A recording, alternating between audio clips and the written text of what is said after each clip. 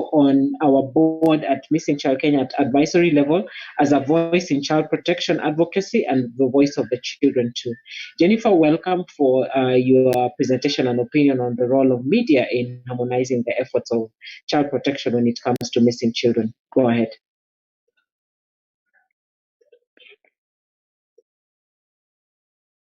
Hello, everyone. I think Mariana forgot to mention that part of my work is ensuring that Zoom works. So in my team, they call me the Zoom expert. A part of my team, they call me the Zoom expert.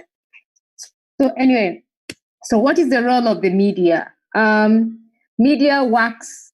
Media is the mouthpiece and the earpiece of the society, especially now, because they hear what the society needs and speak on the society's behalf.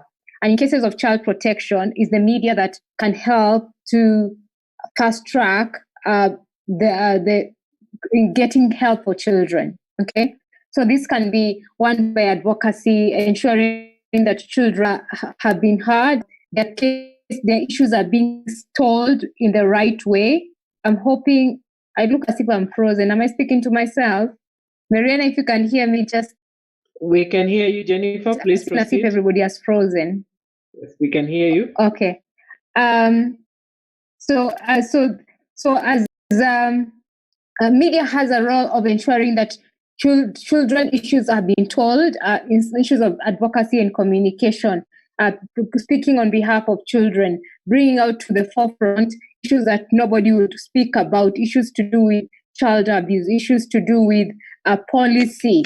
That's something, an area that people don't talk a lot about. Issues to do with unhidden form of abuse and violence. So the media has a role to be the earpiece and the mouthpiece of children across. So, and especially now with social media, we have everybody becomes the breaking news person. You're the one with the scope. You're the one who is going to break the news. So, but the media can be able to navigate this area by being able to monitor and regulate what is going to the community, and also issues to do with like fact checking, ensuring that what people are saying. Like today, there is a story about Coca-Cola that is going around the social media, and it has made Coca-Cola gain so much traction, and they have done nothing, and it's because of social media. So how can the media come in and to be able to regulate some of this conversation and give in an objective view? So as Mtoto and Yusuf, we work with a number in issues to do with trafficking. We work with a group of journalists who we have trained with support from ESRN, East African Child Rights Network, and Terre des Hommes, Netherlands. And a couple of networks like Stop the Traffic and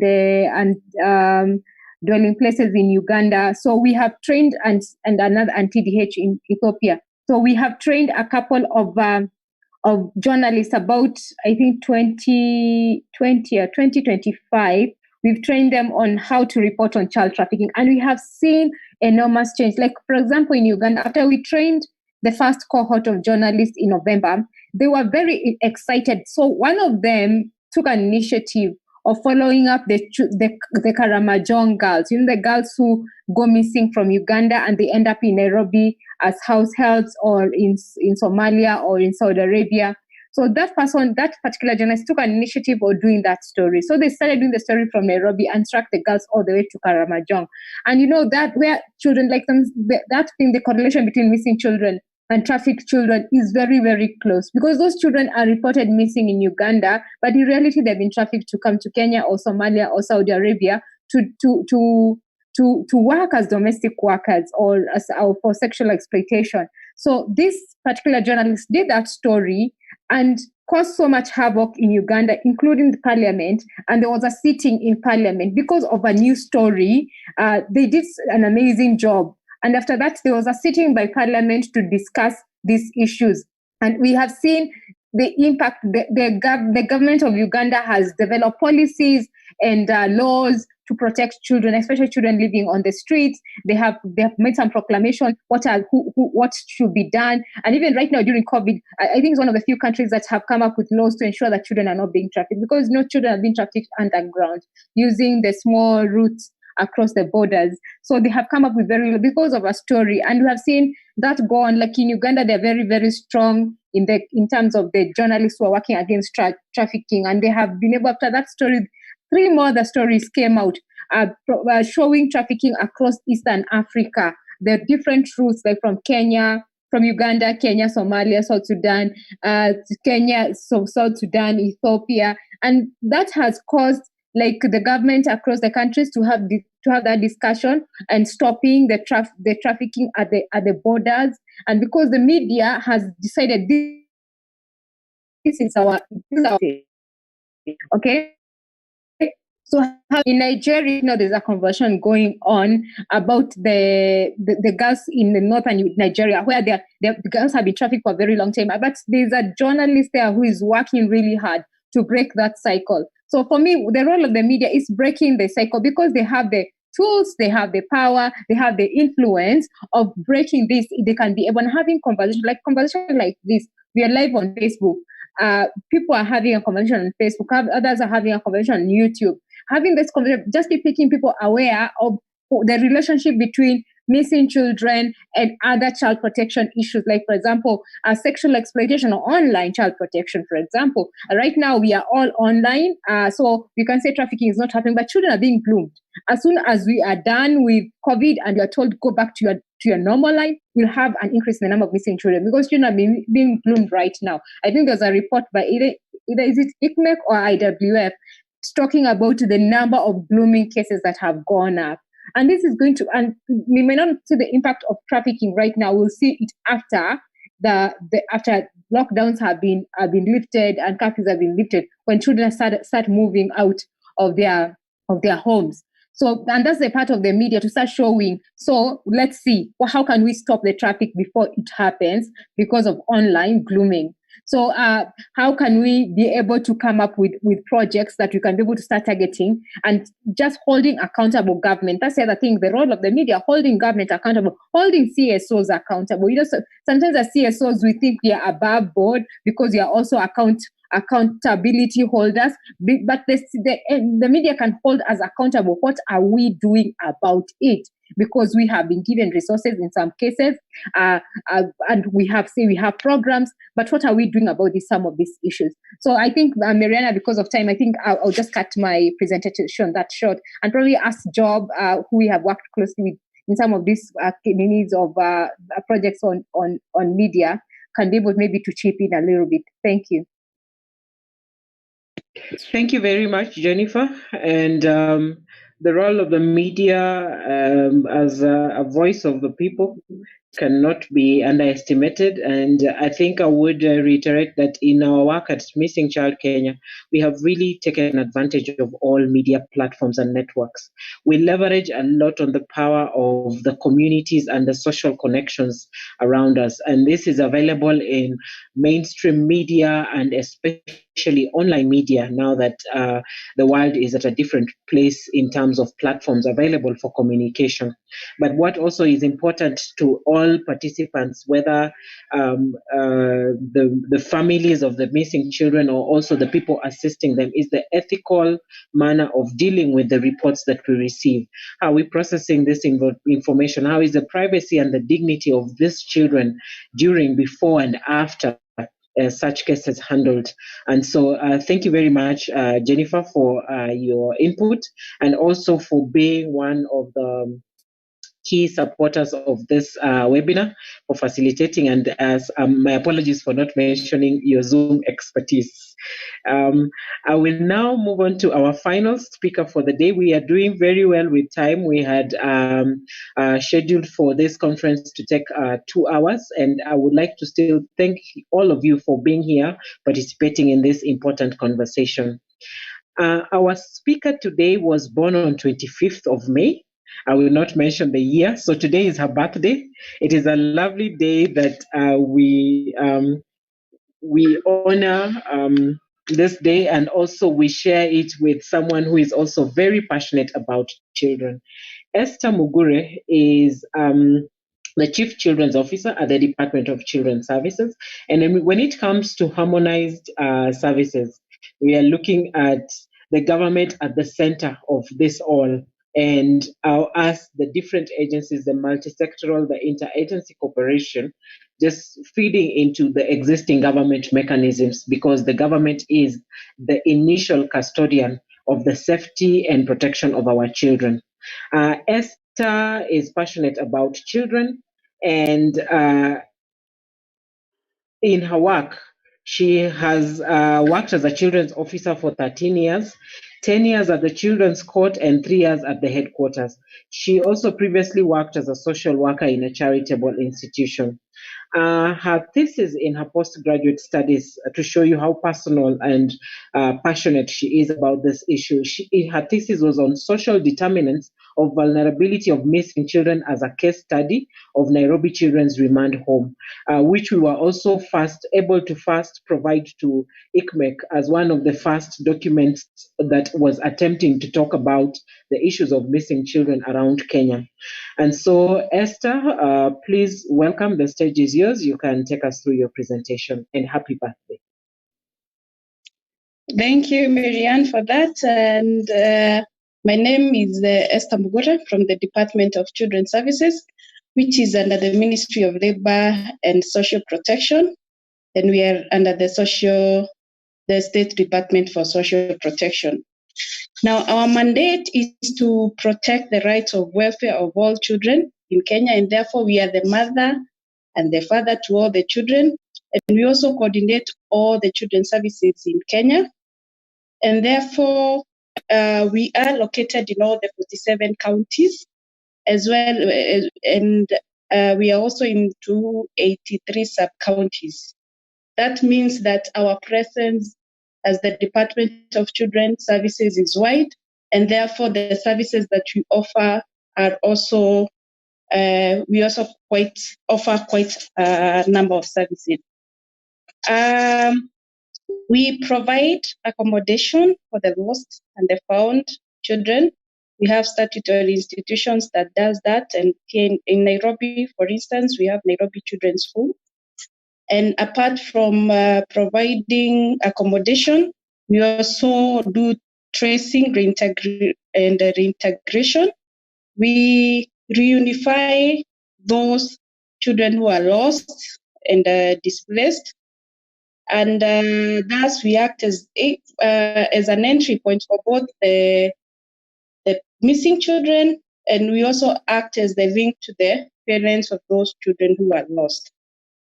Again, also, we have an anti-trafficking, we provide secretariat for the counter-trafficking in-person advisory committee at our headquarters. And we also have an officer that is based at the Directorate of Criminal Investigation, who is assigned there, whose role is to ensure that the Department of Children's Services is represented on online child protection.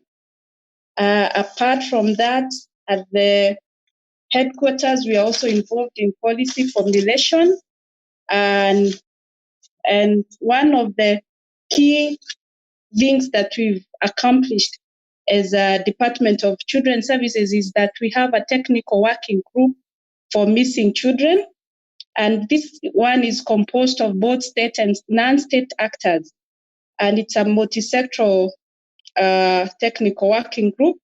And their main mandate is to provide an overall guidance on issues of missing children. And some of the achievements that they've had, the technical working group, that the achievements that they've had includes the fact that we have a draft guideline on missing children, and this guideline it's draft, and we are hopeful that maybe by the end of this year that these guidelines will be in place, and this will be one key document that will assist in this area, because this is an area that does not have quite a lot in terms of what is supposed to happen in case your child gets lost and so forth. In addition to that, we, as a TWG, we developed a tool to collect data on missing children. And this tool, we are hopeful that it will be incorporated within the Child Protection Information Management System. At the moment, we have a child protection information system that collects all the data of lost and missing children in all the 283 sub-counties. And this tool that was developed by the TWG, our hope is that it captures even all the aspects of a child, and we are hopeful that it will be like a module within the CPIMS. Apart from that, last year we were able to celebrate for the first time in Kenya, though we celebrated it in Nairobi, the International Day for the Missing Child. We celebrated it at Nairobi Children's Remand Home. And we are very happy because after that session, with the assistance of our stakeholders as well as Missing Child Kenya, we were able to get some parents for the children who were missing. And lastly,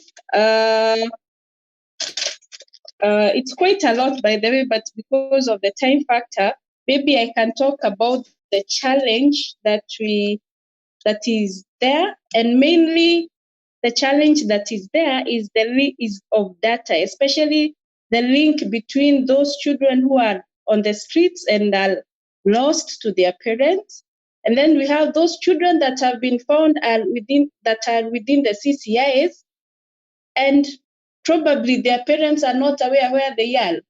And so that link of ensuring that we have this data between the CCIs, those in the streets, and the Department of Children's Services, that is one thing that can help in ensuring that we are able to reintegrate children back to their families once they get lost. And that's all I have, Mary Ann. Thank you very much, Esther. And I must say, for the CSOs in this forum today, in this webinar today, when we do not have cooperation or support from the government, it's difficult for us to have our activities or our interventions towards the different communities possible successful. I would like to thank the Department of Children's Services for reaching out and within their capacity and ability, being able to provide the necessary support or extending that cordial relationship, which is very important for the interagency cooperation. And once again, to also thank them for also taking up to spearhead information of this up and coming issue that is not very well outlined. And so it is also an exploration of everyone on the table so that we can come up with a model framework for Kenya when it comes to reference for missing, lost and found, or displaced children. Thank you very much, Esther. Having said that, I'd like to, with consideration of the time that we have left, I'd like to encourage the panelists to keep checking again at the bottom of the Q&A and respond. But we are doing so well. Out of all the questions fielded so far, about our 17 questions, all 15 have been answered, 2 are still pending, and I'm hoping that the attendees are able to keenly look into the Q&A session and see the satisfaction of the answers that they have been given, and if there are any queries, to keep moving further on with them. Moving forward, I would like just to complete with also a brief statement from the side of Missing Child Kenya in terms of this day, this webinar, and why it's important for us to have this conversation. Accurate data on missing children is very important. And when we gather this data, it will be necessary that it will be used to impact the change that we want to see. And so if we enhance our data sharing, the provision of information and reporting of the missing, we will be able to look at putting out casework in a more coordinated and organized manner. At Missing Child Kenya, we still continue to focus on our 3 pillars, which is the prevention, the casework, and aftercare. And as a growing organization, we still have our areas of concern. Child trafficking is one of the areas of concern that we have. Orphanage trafficking also comes out strongly because children are living in orphanages, and 80% of these children are not orphans. Differently abled children are at a greater risk of getting lost if they wander off from care. Demeaning cultural practices are there, and they are affecting the safety of our children. Infertility, lack of medical care for women facing infertility issues is affecting our women, and they are ending up stealing the children. And so we keep pushing for support. We thank everyone, all the organizations, the public, and the community for being part of playing their part by just sharing the data or any alert that is out, and even the response on the toll-free line. Going forward from this webinar, when we look at this webinar, I would just like to state that we have so much that has been discussed here. This webinar will be shared once it has been condensed with a recorded format for our future reference and posterity, and also for us to also keep following up. In addition to this, we will also have a report or statement based on the discussions that have been put here today, which will also act as a guideline for where we want to be when it comes to our concerted efforts in protecting our children. And looking at our time, it is 6:57 p.m. With less than 3 minutes to the end of our allotted time, and still thanking all the attendees that are there, and looking that all the questions so far have also been answered. I would just like to give each of the panelists 1 minute for your parting shot. Just 1 minute. I will list your name. You'll say your statement. Make it short and sweet, and then we can close the webinar.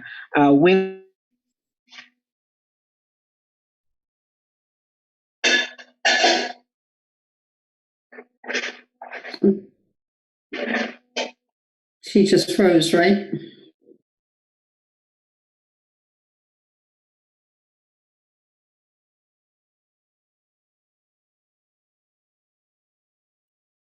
I think we've lost Mariana, so I am going to take over for now until she comes back. So, hello, Carol. Are you able to start giving us your closing remarks as Mariana comes back? Caroline? Yeah, sure. No problem. Honestly, it's amazing to listen to all of the amazing work that you all do. So I wanted to say thank you for that. And it just shows that the collaboration and the coordination among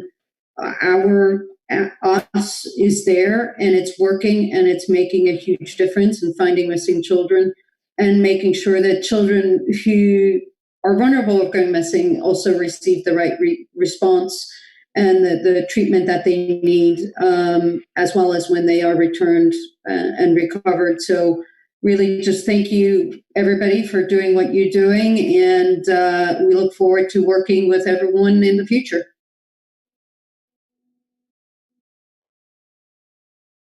Thank you so much. Pauline, your closing remarks? Okay.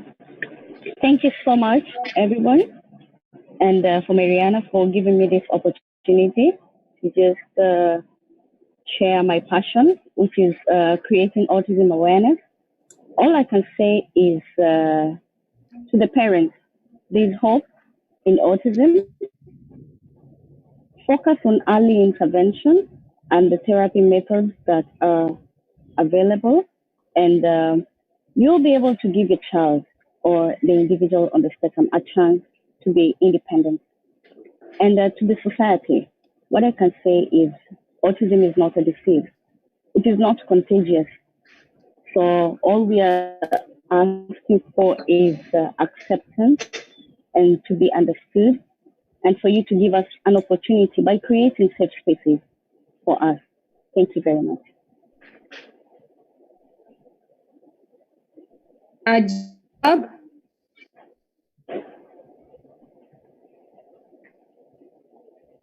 Job? Also, Job has. Sophie? I'm here. Sorry. I'd just like to echo the sentiments from Rotary standpoint. It was a very inspiring call to see all the amazing work that you all are doing. It just encourages me, and it shows there's a lot of hope out there. And just from Rotary standpoint, because as I mentioned earlier, we're in over 200 countries. If there's anything we can do in your particular community, please let us know, and I'll try to connect you with a Rotary Club that can help in that community. And again, just it's very humbling to be on the call and to be part of it, and I look forward to Rotary helping however we can. And thank you for all the amazing work that you all are doing. And look forward to the collaboration in the future. Thank you.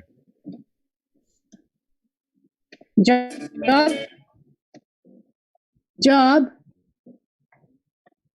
Yes. Yeah, your closing remarks. Okay, thank you very much, Jenny, and for the rest of the team, the listeners. It was great listening to you and being part of this conversation. And I've listened to a lot of interesting things that we're doing in different parts of the world. The only thing remaining for us is to identify the areas of synergy and just strengthen those areas. One other comment I would like to make that Jenny, you mentioned it, another speaker mentioned about it, online sexual exploitation. It's a reality that we are with here, and we have a project running under that. And it's just to urge each and every participant here and the speakers to be on the look and learn the intrigues of how it is, to be able to identify some of the effects or some of the challenges that children are facing. Otherwise, I want to wish everybody well, and let's continue conversing as we look forward to having a workable framework and identification of what are we harmonizing. Thank you. Sophie? Thank you, Jenny, and thank you, everyone. It was nice to meet you all in one way, shape, or form. I look forward to having this celebration in person next year. I think for me, from the mental health perspective, we're in a very good place in this country in terms of conversation. What I would probably urge us to push as an agenda, stakeholders and so on and so forth, is to push the Ministry of Health to recognize the field of mental health practitioners and to just enforce the rules that have to be enforced so that now this service can be dispersed even in remote areas more easily, because once we regulate the field and have qualified counselors and psychologists, then having access to these services will be easy outside of Nairobi, because I think in Nairobi we have a big pool of practitioners, but in remote areas then it becomes a bit of a challenge. This for me, this response has been triggered by a question one of the attendees has posed. So if you can push that agenda and push the ministry to legalize and create our society and our board as needed, then it will make things easier, even as we continue working for these children and just helping them have a quality of life, even beyond the traumatic experience. Thank you all, and take care and stay safe. Good night, good morning, good day. Thank you, Sophie. Evans. Thank you again, Jenny, for this moment. Mine actually is to say there is still a lot to be done on the area of child protection at large. I've seen that there is area of cooperation. There is still some of us that we need to identify all those areas of collaboration, like Job has said. There is some area that has not been touched, like media. Media is a very good component when you talk about awareness. And as a program, I think I failed to mention that we have reached out to quite a lot of media to ensure that children are protected across, and media can be a good agent of disseminating some of this information we're talking about. I'm looking forward to engage some of you because I think I've learned a lot, and there is some area of cooperation that comes out. I wish and I urge us to continue the good work that you are doing. Children need to be having a voice, and the only voice that children have is you and me. Impactful programs that are designed to have effect directed to the child are very key. So the bottom-up approach and engaging children is one of the parting shot. That as we engage children, as we have programs that are designed to protect children, let's engage our children, let's involve them, and let's ensure that there is some level of sustainability and, of course, ownership. Thank you so much. Good day, good morning, and good evening, wherever you are. Thank you. Esther Mogore. Yes, thank you, everyone. Thank you for the birthday messages. It feels great to be a year older. And my closing remark is that the Department of Children's Services is willing to work with everyone to ensure that we provide holistic services to those children who go missing, as well as psychosocial support to their parents. So thank you, everyone, and bye.